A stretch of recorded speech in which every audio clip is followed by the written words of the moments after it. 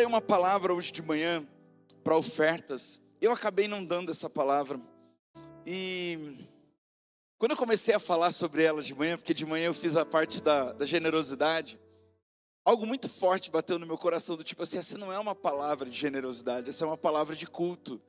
Então eu parei o que eu estava fazendo, eu só segui o versículo e fizemos a adoração com generosidade a partir daquele versículo. Mas eu guardei essa palavra para hoje à noite compartilhar com vocês, porque a vida de um crente, ela é determinada pelo impacto que ele gera na sociedade. Desculpa, não venha me dizer que você é um crente relevante se a sua vida não inspira outras vidas a serem como você é. O que nós temos percebido é que infelizmente nem todos carregam um testemunho capaz de ser um motivo de alegria para outras pessoas dizerem: nossa, eu também quero ser crente. Ao contrário, muitas vezes nós temos preconceitos. Ixi, crente? Meu Deus, que ignorância! Meu Deus, que chatice! Meu Deus, quanto julgamento! Mas nós, quando carregamos o caráter de Cristo, o discipulado de Cristo, e quando nós sabemos quem de fato nós somos, na nossa identidade cristã, nós vamos dar orgulho para Jesus e vamos ser um bom perfume na sociedade. As pessoas vão gostar de ficar perto da gente, vão querer ser parecidos com a gente. E essa vida é uma vida de entrega, é uma vida de generosidade, é uma vida de obediência, é uma vida sim, por vezes sacrificial, mas nunca sem recompensa. Nunca. Irmãos, desculpa, ninguém aqui gosta de acordar cedo para treinar fisicamente. Ninguém, não é possível. Ah, pastor, eu tenho alegria. Não, irmão, você quer ficar em casa, você quer assistir televisão, você quer dar descanso às suas pálpebras. Hoje de manhã acordei cedo e fui para a academia. Quando cheguei lá tinha um doido, igual a mim, 6 horas da manhã. Aí eu cheguei assim: bom dia, só os fortes treinam de domingo. E ele olhou para mim e disse assim: é verdade, por isso só estamos nós dois aqui, mas amanhã vai estar lotado, porque segunda é o dia mundial de começar a dieta. Mas a verdade é que o seu corpo não sabe se é segunda ou se é domingo, é dia. E se você treinou aquele dia, se você conseguiu se exercitar aquele dia, certamente você fez uma tarefa que a maioria das pessoas deixou para depois, porque exigiu sacrifício. Naturalmente seus resultados serão melhores do que das demais pessoas. Na vida cristã, nós achamos que é assim, porque está todo mundo na igreja, todo mundo tem o mesmo resultado, mas não é a realidade. E o pior de tudo é quando os crentes mal resolvidos começam a se comparar, ou com pessoas do mundo, que fazem coisas melhores às vezes do que nós, que cumprem princípios que muitas vezes descumprimos, mesmo ouvindo todos os cultos. Ou quando nós começamos a nos comparar com as próprias pessoas da igreja. Então, por que tal irmãozinho é abençoado e eu não sou? Por que tal irmãzinha alcança a graça e eu não alcanço? Então, por que isso acontece com ele e não acontece comigo? E sabe, gente, tudo o que Deus quer fazer é abençoar. Tudo que Deus quer fazer é curar. Tudo que Deus quer fazer é cumprir as promessas nas nossas vidas. Mas a pergunta que eu faço para você nessa noite é um pouquinho diferente. O que eu quero fazer para que o querer de Deus aconteça na minha vida? O que é que eu quero fazer? Qual é a minha porção de sacrifício? Qual é a minha porção de entrega? Qual é a minha porção de perda? Porque perder não é divertido, ninguém gosta de perder. Mas perder para Deus tem uma recompensa. E não é uma recompensa material apenas, é uma recompensa eterna.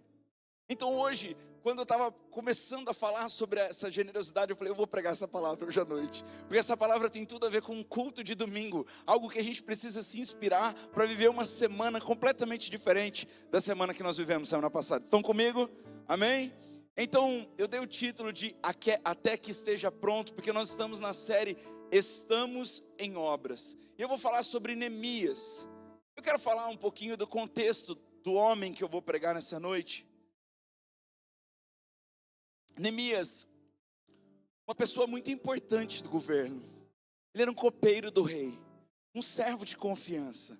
Alguém que provava das comidas antes do rei provar. Alguém que escolhia o vinho que o rei ia tomar. Alguém que estava ali dando assistência pessoal aos cuidados da casa do rei. E sabe, um dia ele estava orando e o Senhor colocou no coração dele assim: olha, você está bem servido, você está trabalhando no palácio, mas a minha cidade, a santa cidade de Jerusalém, ela está destruída. Os muros estão todos destruídos. Olha, houve uma desobediência generalizada do povo de Deus, e quando o povo de Deus desobedece, não prospera, não cresce e ainda toma pau do capeta. Não tem outra palavra para dizer. Não obedece, não prospera, não cresce e ainda toma pau do cão. E quando apanha, às vezes volta para o prumo, às vezes se deixa corromper pelo orgulho, que é a concupiscência da carne, que nos permite não nos arrependermos. O orgulho faz com que a gente ache que a gente está com a razão. Eu estou certo e está todo mundo errado, inclusive a palavra de Deus. E aí, o povo pecou contra Deus, Jerusalém ficou completamente devastada, a cidade estava destruída, povos inimigos tinham conquistado e tinham detonado com todos os muros. E entendam, quando o salmista Davi fala, por exemplo, como em volta de Jerusalém estão os muros, assim o Senhor está em volta do seu povo. O que ele está falando? Ele está falando que a segurança de uma cidade toda depende dos seus muros. E ele está dizendo que Deus, Ele está em volta do seu povo como os muros estão em volta de Jerusalém. Vocês estão entendendo a importância dos muros? Então, Neemias está lá na função dele, está ganhando o salário dele, tem uma importância social, ele está trabalhando no palácio, mas de repente o Senhor chama ele para olhar para os muros da cidade santa e diz assim: olha, os muros estão todos destruídos. Eu estou resumindo o livro de Neemias para vocês, tá? Mas é uma ótima leitura para essa semana. Leiam o livro de Neemias. E aí Neemias começa a construir esse muro. Eu acho que Neemias era colérico, porque ele tinha pressa. E em 52 dias, ele determinou em seu coração que ele reconstruiria os muros da cidade santa.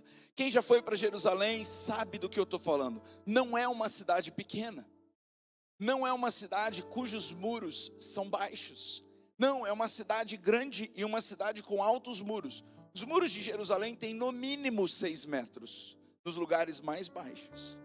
É uma cidade incrível, linda, maravilhosa, mas uma cidade toda construída pelo povo guerreiro de Deus. Então, Neemias começa com essa tarefa difícil de reconstrução.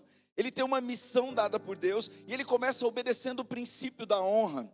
E ele chega para o rei e diz assim: olha, eu estava orando e Deus me deu uma tarefa, e a tarefa é reconstruir esses muros, mas para reconstruir esses muros eu vou precisar me ausentar das minhas tarefas aqui no palácio.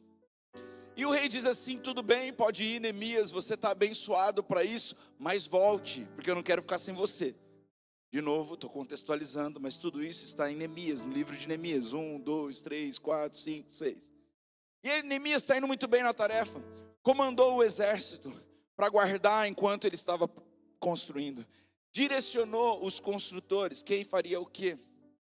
Neemias estava o tempo inteiro liderando pessoas a cuidar da casa de Deus, a cuidar da cidade santa. Chega um determinado momento que está quase tudo pronto, e Neemias recebe um convite especial para tomar um cafezinho com algumas pessoas, e ele diz: não vou descer da minha tarefa, porque o muro ainda não está completo, ainda faltam ser instalados os portões. E é nesse momento que eu quero contar para vocês, porque é esse o exceto da minha mensagem, é o texto base da palavra que eu preparei para vocês, combinado? Então Neemias 6, do 1 ao 4, se você tem sua Bíblia, abra sua Bíblia. Se você não trouxe, por favor, acompanhe na tela, e pode trazer semana que vem, é uma boa notícia. Quando chegou a notícia a Sambalate, Tobias e Gesem, o árabe, e ao resto dos nossos inimigos, de que eu, Neemias está escrevendo o livro, havia reconstruído o muro e não tinha deixado nenhuma brecha nele, embora até então eu não tivesse colocado portas e portões. Sambalate e Gesem me enviaram essa mensagem: venha, vamos nos encontrar em uma das aldeias da planície de Ono. Para um pouquinho aqui. O que significa planície na Bíblia? Vamos lembrar de Ló, Bíblia, Ló. Abraão escolheu o quê? Campinas? Quem que escolheu Campinas? Ló, planície. Campinas fala de lugares calmos, sem precisar trabalhar geografia, sem precisar se levantar e escalar montanhas, sem precisar cavar poços nos vales. Nós estamos falando de planícies, de lugares calmos, de lugares tranquilos. Aqui começa a primeira lição da gente. Se tem uma coisa que crente de verdade não pode se render, é a zona de conforto. A zona de conforto mata crente. É aquela coisa, eu vou num culto da semana e tá bom. Eu leio a Bíblia uma vez por dia e sou crente. Eu oro na hora do almoço e eu sou cheio do Espírito Santo. Deixa eu dizer uma coisa, irmão. A palavra de Deus diz, orai sem cessar. Buscar enquanto se pode achar. Ela não está falando para mim que uma vez por semana está ok. Ela não está dizendo para mim que eu orei uma vez, está orado para sempre. Então, essa falta de busca, essa falta de sair da zona do conforto para buscar, muitas vezes, a zona da fé, que é uma zona de risco, nos mata a nossa fé, mata a nossa genuidade cristã, a capacidade que temos de acreditar genuinamente em Deus. Mas Neemias não se convence com esse convite de ir para a zona de conforto. Ele diz o seguinte, próximo, por gentileza. Eu enviei mensageiros com a seguinte resposta: olha, eu estou dando continuidade em um grande projeto e não posso descer. Por que o trabalho deveria parar enquanto eu o abandono para ir até vocês? Eu gosto de gente posicionada. São as pessoas posicionadas que mudam o mundo.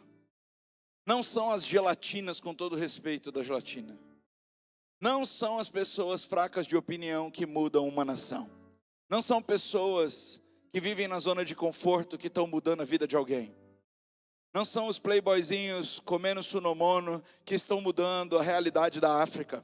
Aliás, prestando contas da oferta de quarta-feira, nós arrecadamos R$1.470 e enviamos para comprar remédio para as crianças que estão com sarna na cabeça na África. Não são as pessoas que têm vergonha, que têm medo, que são covardes, que estão cheios de tempo para futricas, fofocas, mentiras, maledicências, criticismo. Não são essas que mudam o mundo. Não são essas que estão fazendo diferença na sociedade. Não são essas que estão se metendo na política para mexer na política do jeito certo. Não são essas que estão criando soluções, abrindo empresas de tecnologia, falando com robô e programando robô para discipular crianças e não robôs para levarem crianças para a pornografia. São pessoas que têm um senso de missão e de propósito que não permite que elas tomem cafezinho enquanto elas não terminaram o muro. E nós muitas vezes estamos sendo enganados por Satanás, literalmente, achando que aquilo que nós já fizemos é algo muito bom, é algo muito grande, é algo muito maravilhoso. Olha só, outro dia eu ouvi de alguém, olha só, eu não bebo, eu não fumo, eu não cheiro, que grande coisa. Isso não te faz melhor do que aquele que bebeu, fumou e cheirou, mas se arrependeu e se transformou. Eu sei que isso mata um religioso, mas não são os religiosos que mudam o mundo. Quem muda o mundo são os arrependidos, são os quebrantados de coração, são os dependentes do Espírito Santo, são aqueles que não saem das mãos do oleiro enquanto ele não termina a boa obra, porque sabe que se sair da sua mão vai se quebrar todinho. Não são as pessoas que acham que já venceram, que já alcançaram um nível de fé e de espiritualidade, que mudam uma nação. Não são elas que mudam a realidade de uma igreja. Não são as pessoas que pensam assim, olha, eu já devolvi o meu dízimo esse mês. Ah, tem projeto de cadeira? Desculpa, pastor que se vire, que administre com dízimo e compre as cadeiras. Como, irmão? Se cada um não fizer um pouco de sacrifício, não vai ter um bem coletivo maior. Estou dando exemplos simples, mas assim, daqui a pouco nós vamos nos juntar para uma ação onde nós vamos dar mais de 1000 refeições no final do ano, no centro da cidade, do jeitinho que essa igreja começou. Essa igreja começou na rua 13 de maio, dando comida para morador de rua que tinha sido despejado na pandemia. Foi assim que a gente começou. vendo crianças chorando porque não tinham mais a sua casa, o seu quartinho, e estavam morando debaixo da marquise da loja Renner. Foi assim. Mas aí quando vier o apelo de nós vamos dar 1000 refeições no final do ano, você vai falar assim: esse pastor é megalomaníaco. Para que 1000 refeições? Porque tem 1.200.000 habitantes nessa cidade. 1000 refeições é o mínimo que uma igreja como essa deve fazer. É o mínimo. Porque quando nós chegamos nessa rua, 7 de setembro, ela era uma rua tomada por bandidagem, tráfico de drogas e moradores de rua. E não estamos na 100%, mas quem mora aqui sabe, nós temos irmãos que vieram para cá, que são nossos vizinhos, sabe da transformação que já aconteceu nesse lugar em 2 anos. Quem chegou aqui sabe que não tinha nada, não tinha som, não tinha água, não tinha banheiro, não tinha pintura, não tinha nada. E o Senhor foi acrescentando. Ele não fez isso com pessoas na zona de conforto, pessoas ladras do propósito de Deus, pessoas confortáveis na sua própria religiosidade. Não. Ele fez isso porque encontrou corações disponíveis, mentes dispostas, mãos à obra, irmãos em unidade. Então, Neemias, ele tem uma percepção e uma determinação que eu e você precisamos adquirir hoje. Aquela coisa assim: olha, eu ainda não terminei aquilo que Deus me mandou fazer. Eu ainda não concluí a obra. Falei um pouquinho sobre isso semana passada e vou falar um pouquinho de novo sobre isso hoje. Quem acha que está pronto para ser quebrado pela vida. Quem sabe que ainda não está pronto, está nas mãos do oleiro sendo preparado para encher-se e derramar. Não vazar, derramar.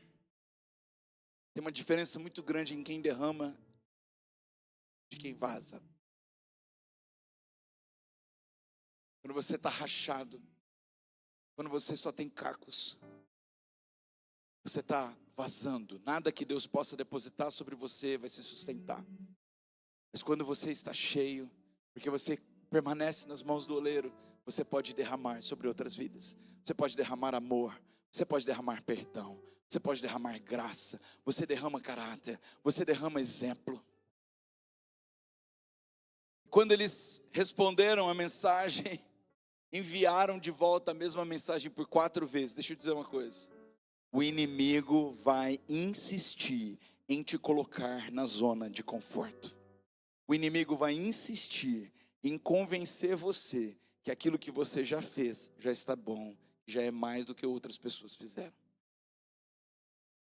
Sabe, há 2 anos atrás, eu enfrentei uma baita de uma guerra, de verdade, uma guerra mesmo, para publicar o meu primeiro livro.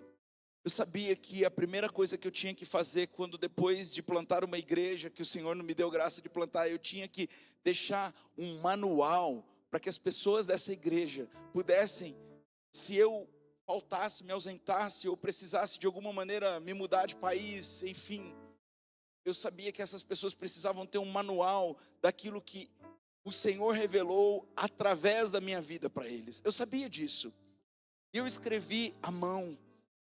Eu escrevi um livro à mão, 366 devocionais, durante um ano todinho, acordando todos os dias, às 5 horas da manhã, buscando a face do Senhor, pegando um versículo bíblico e declarando uma interpretação com hermenêutica, teologia, tudo certinho, de acordo com quais são os valores bíblicos que nós acreditamos. Eu escrevi esse livro durante um ano. Eu e Tauana investimos do nosso próprio bolso para a publicação desse livro. Nós fizemos 1000 unidades desse livro. Um livro como esse, o custo básico dele gira em torno de R$48, R$49 por livro, porque ele é um livro muito grosso, difícil de ser editado, passou por 3 revisões. Eu me lembro que no dia do lançamento desse livro, eu enfrentei uma grande batalha espiritual. Sabe aquela percepção que você tem de que está todo mundo torcendo para o negócio dar errado? Não vocês, mas todo mundo, o mundo espiritual, os principados, as potestades. E algo me falava assim: para que você vai deixar um livro? Já não está bom o que você construiu? Ué, já não está bom o que Deus fez na Farolzinha? Já não está bom que vocês foram para o Campus Destino? Já não está bom? E eu pensava assim: meu Deus, se fosse sobre mim já estaria bom. Mas isso não é sobre mim, é sobre a próxima geração. É sobre pessoas que vão ler esse livro e vão ter as suas vidas transformadas, os seus dias mudados, onde eles vão tomar decisões de acordo com a palavra de Deus e não de acordo com seus sentimentos, onde eles vão ser fundamentados na fé, porque é um livro evangelístico, é um livro que trata do evangelho todos os dias. Ele volta para Cristo, ele é cristocêntrico. Bom, enfim, lançamos o livro mediante uma baita batalha espiritual. Comecei a receber convite para pregar em tudo quanto é lugar para lançar o meu livro. Em 6 meses acabaram as unidades do livro, não tinha mais. Então eu disse, está na hora de eu escrever um novo livro. E comecei junto com mais uma irmã, depois a minha esposa, e depois mais uma irmã.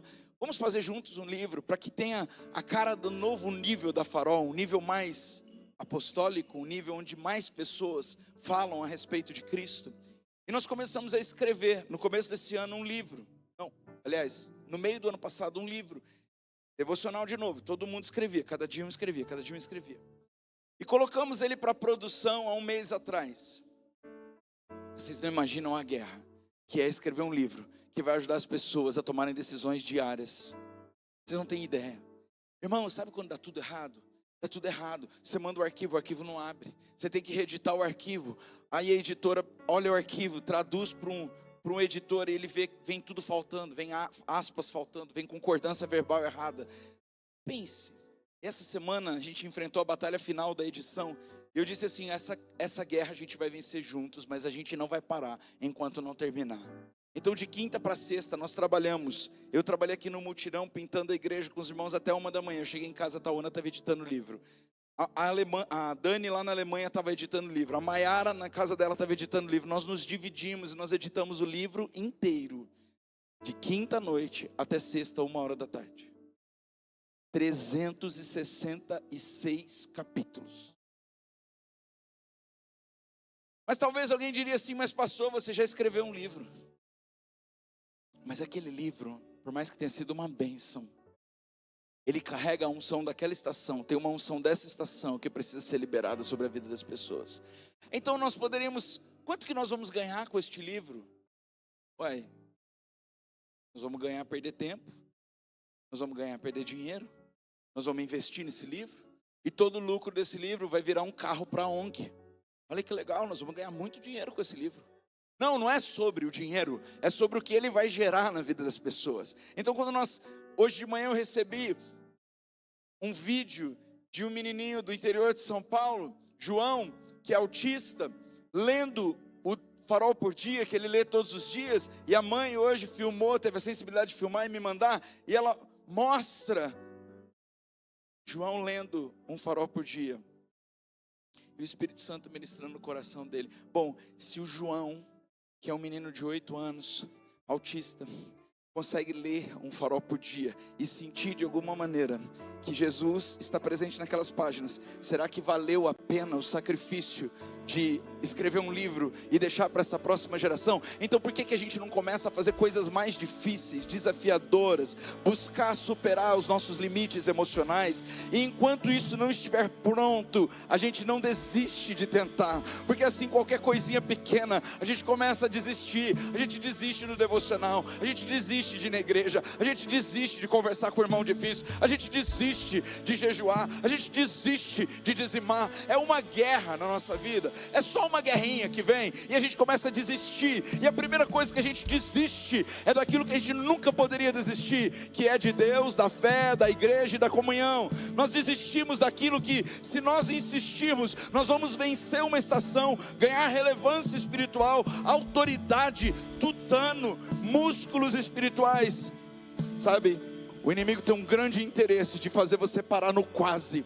Ele quer fazer você parar no quase líder eficiente, no quase pastor decente, na quase igreja cheia do Espírito Santo, na quase tarefa cumprida. Se você parar no quase, você nunca vai chegar na plenitude do propósito. E lógico que o caminho vai ter obstáculos, e lógico que você vai enfrentar enfermidades, e lógico que vai ter pessoas que vão tentar dividir o seu caminho, e lógico que haverá inveja, e lógico que vão atacar você como árvore frutífera, porque não se atira pedras em árvore que não dá frutos, e lógico que vão falar contra a sua identidade. E lógico que no meio do caminho você vai estar cansado e de repente vai cair, vai tropeçar e vai precisar da graça de Deus para se levantar. E lógico que se você assim fizer, romper com os limites do conforto, romper com os limites da fé, romper com os limites do seu corpo físico, romper com os limites da sua cultura familiar, lógico que este lugar se chama plenitude do propósito de Deus.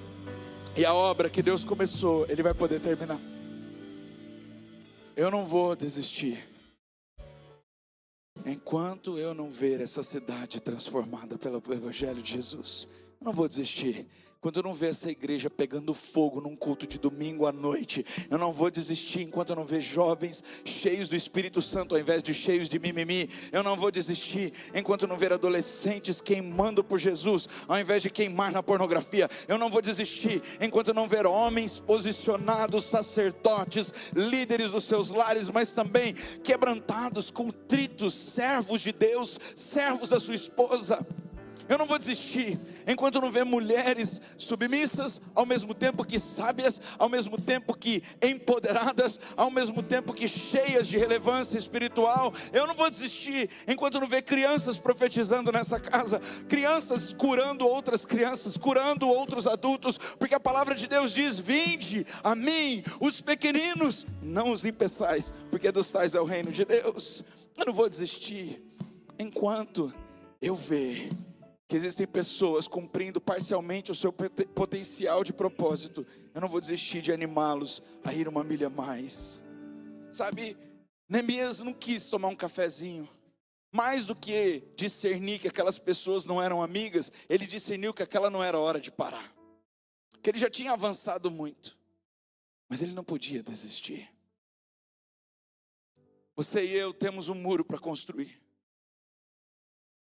Você e eu temos alguma área que precisa ser transformada. Há pessoas que têm sonhos, que já morreram e que precisam hoje ressuscitar. Há outras pessoas que têm uma fé ferida que precisa ser restaurada. Como é difícil quando as pessoas chegam na Farol completamente sem fé. Elas passaram por experiências regressas, por outras igrejas, outros ministérios, foram completamente deturpadas na sua capacidade de acreditar. E sabe quem paga o pato? Jesus. Pois nessa noite Jesus para de pagar o pato e começa a pagar a conta da sua incredulidade. É só você confessar: Jesus, eu estou com dificuldade de acreditar, porque eu fui ferido na minha identidade, na minha fé. Mas hoje, para de deixar Jesus pagando a conta e deixa Ele pagar os seus pecados, que Ele já fez isso na cruz. É pecado a incredulidade. Há pessoas que precisam de milagres na vida financeira, que pensam no futuro da sua família, que sonham com um destino melhor, mais próspero, e precisam enfrentar as realidades de gestão, de finanças. Precisam entender os princípios bíblicos a respeito de generosidade. Precisam entender que vida financeira bem-sucedida não é só devolver dízimo, é saber gerir e ser bom mordomo. Mas também não adianta só saber gerir, ser bom mordomo e ser desobediente nos princípios bíblicos. Há pessoas que não podem nessa noite desistir dos seus casamentos, porque o casamento está passando por uma fase difícil. Essa é só a sua fase, não é a sua história. Há pessoas que não podem desistir de orar por um filho, simplesmente porque faz tempo que ele não corresponde. Não, está na hora agora de pegar o óleo e ungir todas as noites, até fazer uma campanha de sei lá quantas semanas, quantos dias, até você ver mudança no seu filho. Está na hora de colocar os seus negócios diante do Senhor e dizer: Deus, eu estou cansado de fazer esses negócios sozinhos. Eu preciso da sua graça. Eu preciso que o Senhor faça negócio comigo. Está na hora da gente tomar uma posição sobre as áreas que estão na zona do conforto, onde a gente parou para tomar cafezinho com a frustração, cafezinho com medo, cafezinho com ansiedade, cafezinho com a desilusão alheia, com as notícias ruins. Nós falamos sobre uma vida generosa, nós não estamos falando sobre muros, nós estamos falando sobre uma tarefa completa. Nós estamos falando sobre nenhuma falta. Verifica a sua vida, você que está em obras como eu estou. Tem áreas da nossa vida que estão faltando coisas. E você e eu sabemos, nós estamos encerrando o ano de 2025. Ninguém melhor que nós para saber onde estão as faltas. Nós sabemos onde faltou disciplina. Nós sabemos onde faltou unção, nós sabemos onde faltou recurso, nós sabemos onde faltou alegria, nós sabemos onde faltaram sonhos. Hoje é dia de determinar que você não vai encerrar esse ano enquanto você não cumprir tudo o que Deus determinou para esse ano. Mas o que é que Deus pode fazer, pastor, em 1 mês e pouco? Eu pergunto, o que é que Deus pôde fazer em 2 dias e meio, enquanto Jesus ficou no túmulo?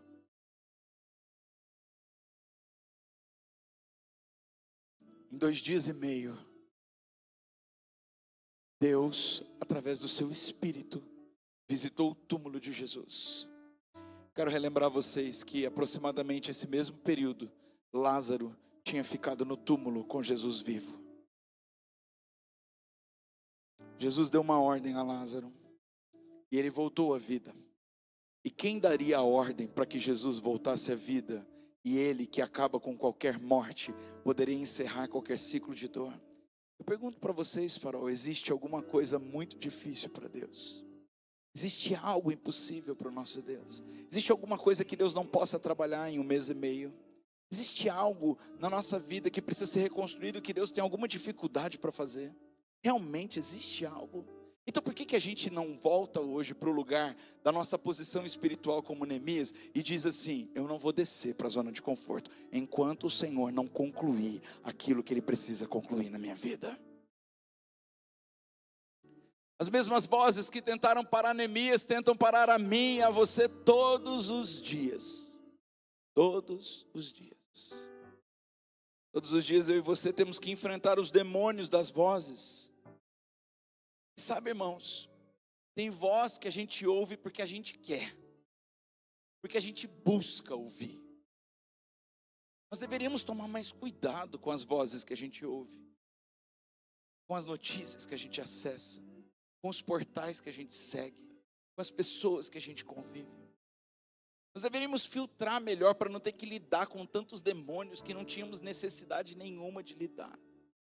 Enfrentamos vozes diariamente que dizem assim: você não tem suficiente. E se faltar?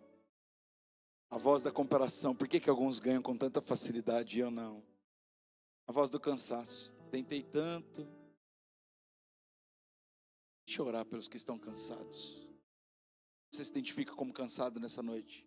Levante sua mão. Olha, glória a Deus. Fica com a mão levantada. Isso, cansado. Posso falar uma coisa muito carinhosamente com vocês, depois que vocês confessaram o cansaço? Só tem um lugar na vida que a gente cansa. É o lugar que a gente ainda não entregou o controle para Deus. A palavra de Deus diz assim: vinde a mim os que estão cansados e sobrecarregados. Mas esse não é só um versículo bonito, essa é uma realidade espiritual.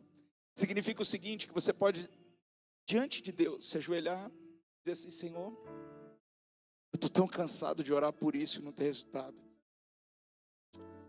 Certamente eu ainda estou orando com as minhas forças. Eu peço que o Teu Espírito Santo trabalhe nessa minha área de vulnerabilidade. Eu ainda não estou vendo o resultado das minhas orações.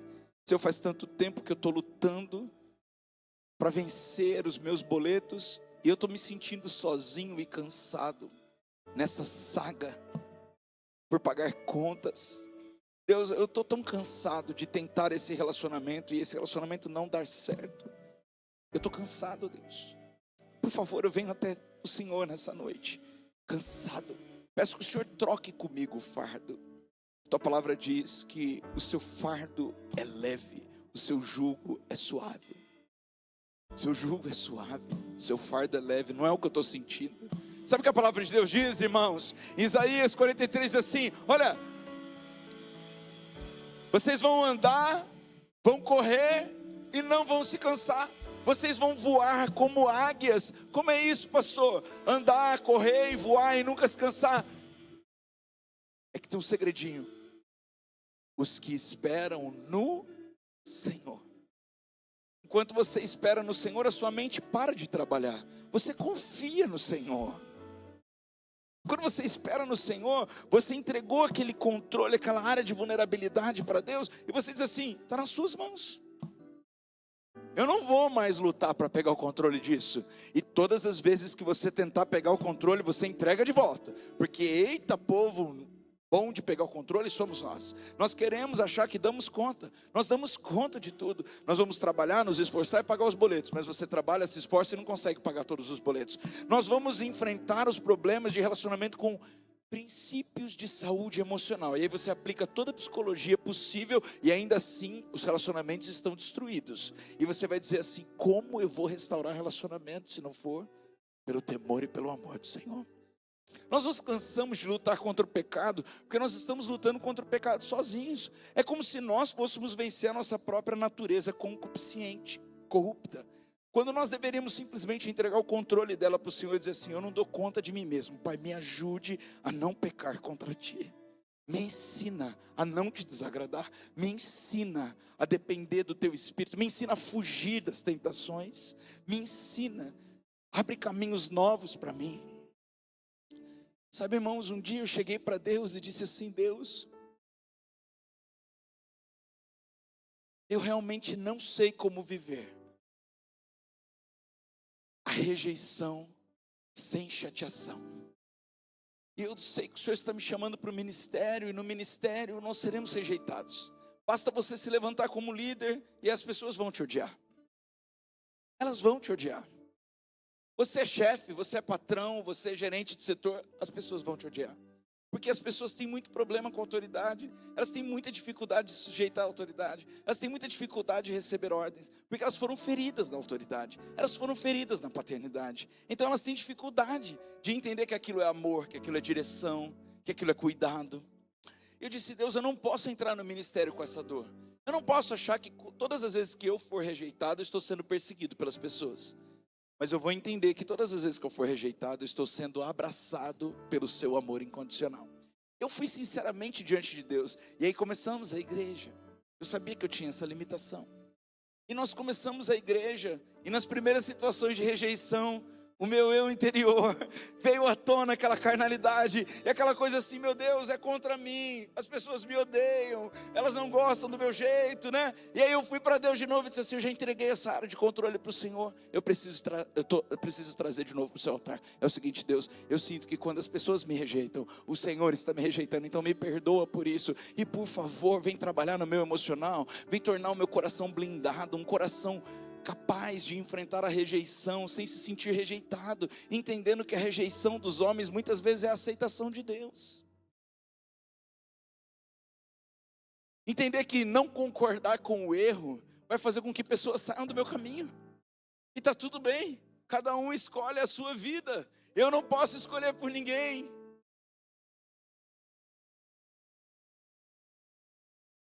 Todas as vezes que eu fui sinceramente diante de Deus entregar o meu cansaço, eu não parei de reconstruir os muros que ainda estavam faltando na minha vida.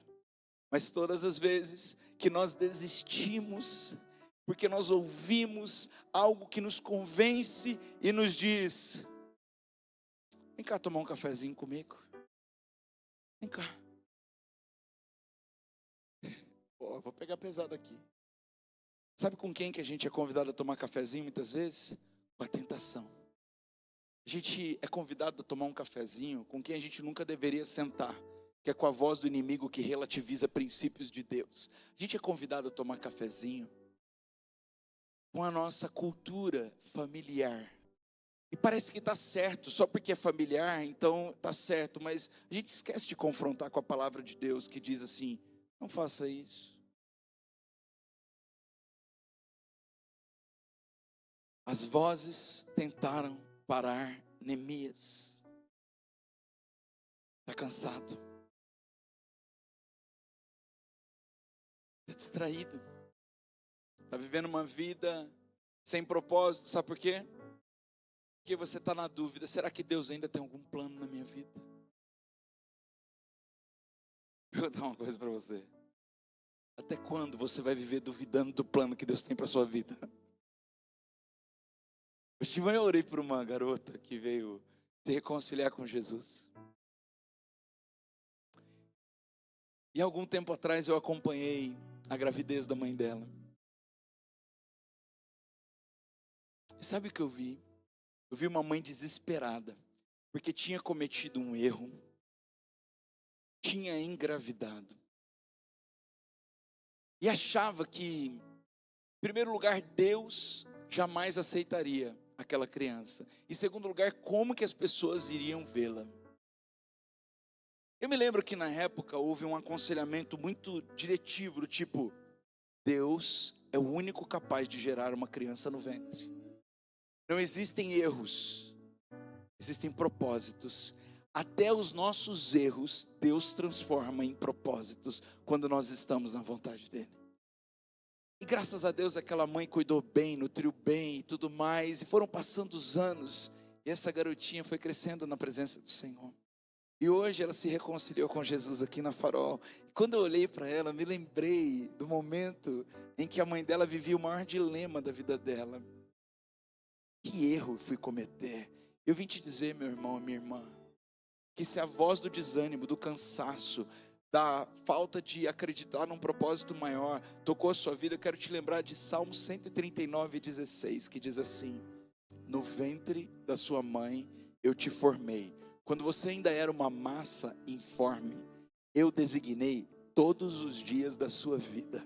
Eu separei os dias da sua vida. Eu sabia que hoje, no dia 16 de novembro, você ia estar sentado na nova cadeira da Farol, ouvindo essa palavra e dizendo: não desça enquanto eu não terminar a obra na sua vida. Olha, não desça, não pare a obra enquanto eu não terminar, diz o Senhor. Olha, não pare de orar enquanto eu não concluir. Não pare de declarar sacerdote sobre a sua casa enquanto eu não fizer o trabalho completo na sua família. Olha, não pare de profetizar sobre a sua empresa até que eu leve a sua empresa para o nível que ela precisa chegar. Não pare de restaurar o seu casamento até que eu te entregue toda a vitória completa. Não pare de abençoar os seus filhos até que eles sejam completamente cheios do Espírito Santo. Não pare de jejuar, orar, ter comunhão com Deus, vir à igreja enquanto eu não fizer a obra completa na sua vida. Olha, não pare enquanto eu não te levantar e mostrar para o mundo que existe uma luz que raia nas trevas, está sobre você, foi dada por Jesus. Você é farol, mas Jesus é a luz, sabe? Existe uma voz dizendo para você: até quando eu vou conseguir? Eu vou parar e vou desistir, vou descer do muro, tomar um cafezinho com a zona de conforto. Mas existe uma outra voz dizendo para você: não pare, não desça, não retroceda. Eu vim animar você nessa noite, até que Deus conclua, até que Deus conclua. Não desça dos muros. Pastor, eu sou crente há tantos anos, eu já participei tão ativamente de ministérios. Eu vim aqui na Farol, sabe o que eu quero, pastor? Só quero assistir o culto e ir embora. Pois o Senhor diz para você: não pare de servir até que eu venha buscar a minha igreja. Não é sobre você, é sobre uma igreja pronta para me receber. Tem dons que estão escondidos nas cadeiras, tem pessoas evitando outras pessoas porque tem medo de ser decepcionadas de novo, mas existe um povo clamando por socorro que nunca conheceu Jesus, e o nosso egoísmo não tem direito de parar a obra de Deus na vida das pessoas.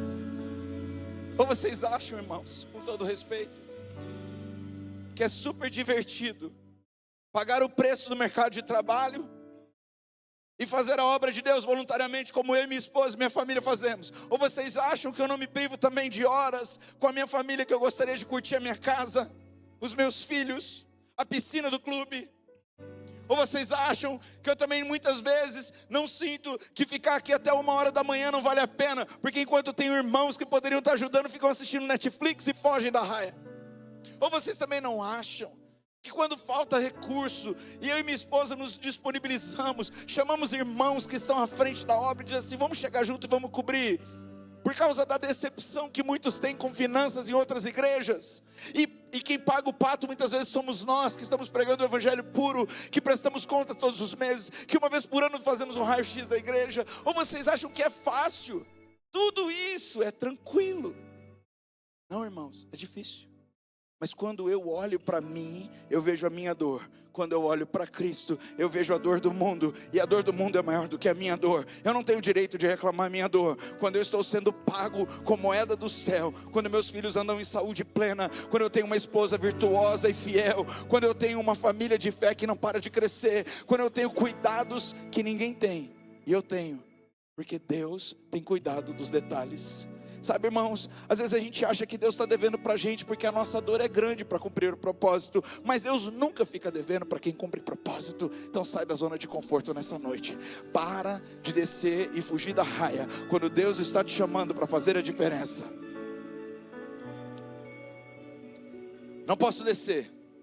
Neemias não estava rejeitando o convite, não estava sendo sem educação, ele só estava dizendo: eu não vou me distrair, porque eu tenho um propósito. Por gentileza, próximo.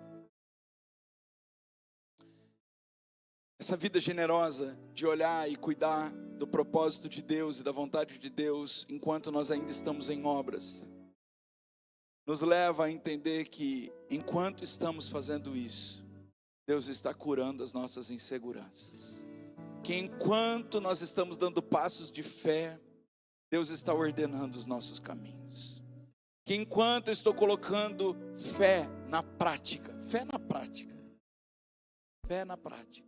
Não é fé pela fé, não é o conceito de fé, não é a palavra bonita fé, é fé na prática. Quantos nós vamos perdoar essa semana? Quantos imperdoáveis nós vamos perdoar essa semana? Quantas esmolas nós vamos entregar aos, entre aspas, vagabundos da sociedade? Quantos sacrifícios de oração e jejum nós vamos fazer essa semana para aumentar o nosso nível espiritual? Quantas ofertas nós vamos fazer para sair da avareza e da ganância do nosso coração, que idolatra o dinheiro a despeito de Deus?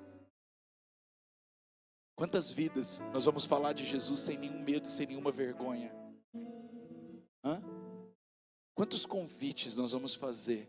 Tantas oportunidades que temos. Quarta-feira nós vamos ter na Hernani aqui uma angolana que Deus fez explodir. Uma menina do nada, sem tecnologia, sem nada, que com vídeo caseiro Deus fez viralizar. Vamos ver o poder de Deus na prática e vamos receber essa autoridade, porque todas as vezes que nós honramos a unção que alguém carrega, nós recebemos dessa unção, não é verdade? Nós vamos honrar a unção do remanescente, do improvável, porque 2026 está chegando, e 2026 vai ser o ano daquele que permaneceu fiel mesmo em meio às dores. É o ano do remanescente, é o ano do rejeitado se encontrar um lugar de aceitação, é o ano daquele irrelevante encontrar uma posição de autoridade, de influência. Quando Deus disse que esse ano seria ano de processos, muita gente riu. Tem alguém ainda sendo ultraprocessado? Levante sua mão.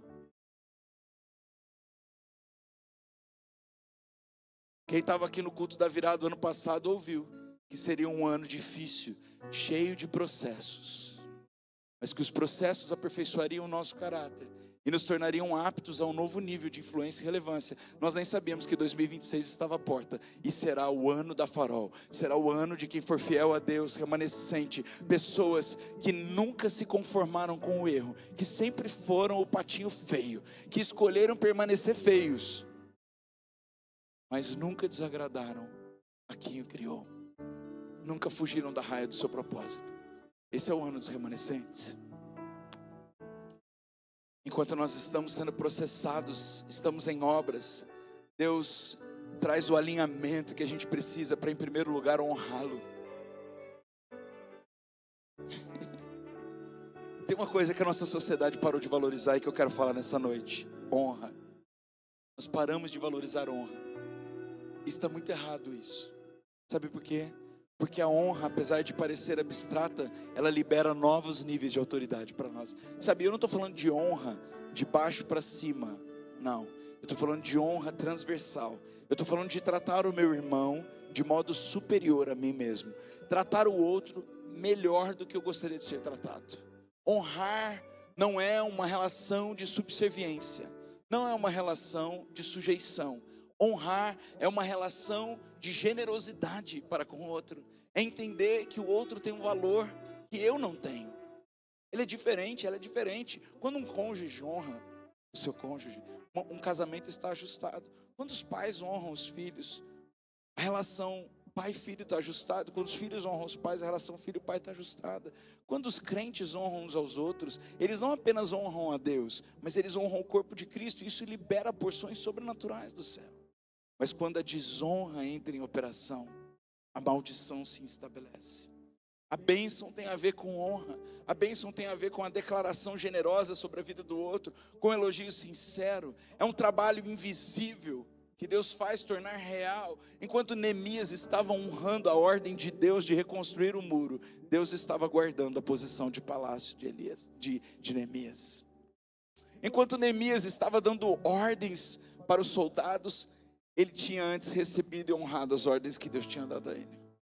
Enquanto Neemias estava tendo êxito em trabalhar 24 horas sem parar, sem descanso, e começou a ter que fazer rodízio, sabe? Uns dormiam, outros trabalhavam, porque a obra era muito grande. Enquanto ele estava honrando a Deus com isso, Deus estava honrando ele com a paz que excede o entendimento no meio da guerra. Nunca vai se tornar muito fácil, mas você pode se tornar mais resistente, e então fica mais fácil. Por último, eu quero declarar junto com vocês. Quero pedir para você repetir comigo assim: eu não vou descer. Ih, tá fraco. Com essa convicção você vai descer rapidinho. Eu não vou descer até que Deus conclua. Eu não vou parar até que Deus complete. Eu não vou desistir até que Deus termine. Eu não vou.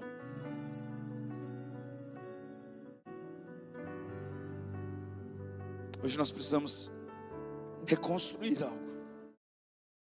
Nada melhor do que fazer isso juntos.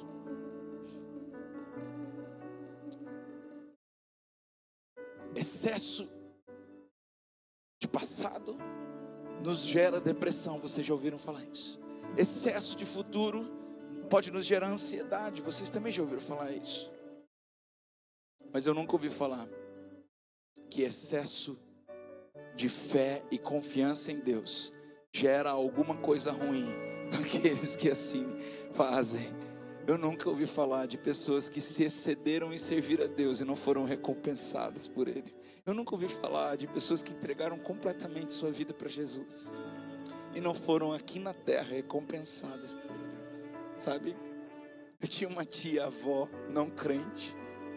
Eu era jovem, eu queria ir para o culto de jovens, minha vida era servir a Deus. E ela olhava para mim e falava assim: você é tão novo, precisa aproveitar a vida. Você precisa parar de ir para a igreja, você precisa ir para umas baladas. Eu vou emprestar meu carro para você curtir a vida. Você é muito preso à sua família. Eu olhava e falava assim: não, tia, eu respeito você, mas eu fiz uma escolha. Porque antes eu fui escolhido. Com 7 anos eu fui chamado para o altar. O Senhor Jesus me levou para o altar e eu entreguei toda a minha vida para Ele. Eu entreguei minha juventude para Ele. São os melhores anos da minha vida, eu sei, mas eu entreguei para Ele. E sabe, quantas vezes eu fui chamado de bobo? Quantas vezes eu fui chamado de viado? Quantas vezes eu fui chamado de nomes assim, de baixo calão, simplesmente porque eu não me rendia. E até hoje eu não me rendo e não me renderei, porque eu sei que aquela voz que me chamou aos 7 anos é aquela que um dia vai me chamar, talvez com 70, 80, 90, talvez 100 anos de idade, eu não sei. Mas esse dia que chegar e eu estiver face a face com Ele, eu vou olhar na face dele e dizer assim: eu combati o bom combate, eu me mantive fiel a Ti, eu guardei a carreira e estou Te entregando uma igreja santa e irrepreensível, uma família que ama o Senhor. Eu vou Te entregar a Deus toda a minha vida, todas as minhas escolhas, inclusive os meus erros e as minhas falhas, mas com o coração quebrantado e contrito, porque esse o Senhor nunca desprezou.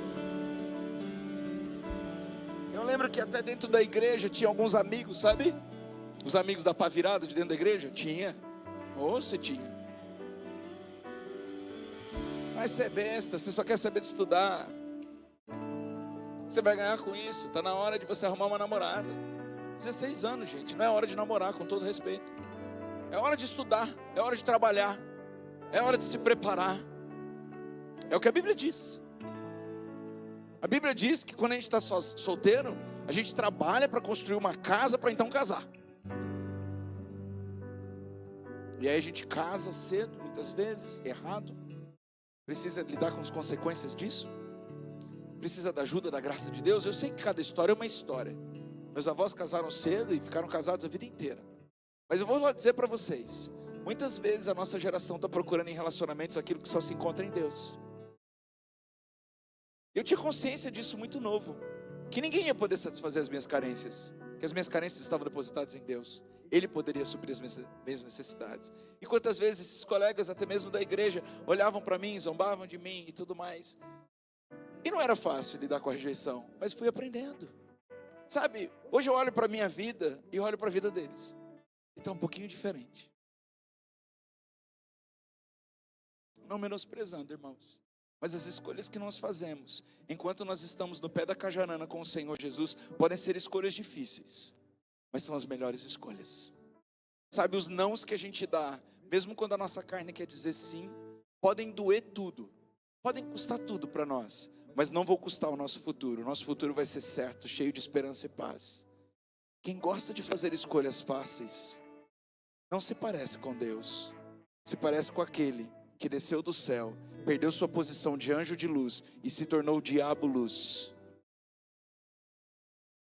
Quem se assemelha com a verdade, quem anda por um caminho reto, se parece com o dono da eternidade. Jesus Cristo é o caminho, a verdade e a vida. Mas quem gosta de engano, mentira, falcatrua, não se parece com Deus Pai, parece com o pai da mentira. Sabe, irmãos, quantas vezes nós relativizamos alguns princípios enquanto nós estamos em obras, e nós simplesmente fazemos assim: já que tá, que vá. Pior que tá, não fica. O que é que tem? E a gente vai relativizando coisas que de fato vão destruir o nosso futuro profético. Essa noite eu vim incentivar você a permanecer, mesmo enquanto você está em obras, ainda que você receba convites para flertar com a tentação, para flertar com a ansiedade, para flertar com o medo, para flertar com a zona de conforto. E hoje, não julgo que tenha alcançado, ainda tenho muita lenha para queimar, espero queimar muita lenha para Jesus, mas hoje tenho 40 anos, sou marido de uma só mulher, casados em nome do Pai, do Filho e do Espírito Santo, tenho uma mulher idônea que ama o Senhor, possuída de uma sabedoria que eu não conheço aos 35 anos de idade, uma mulher tão sábia como ela, que é mãe dos meus 2 filhos e que ama o Senhor com todo o seu coração, que faz a nossa casa um pedacinho do céu.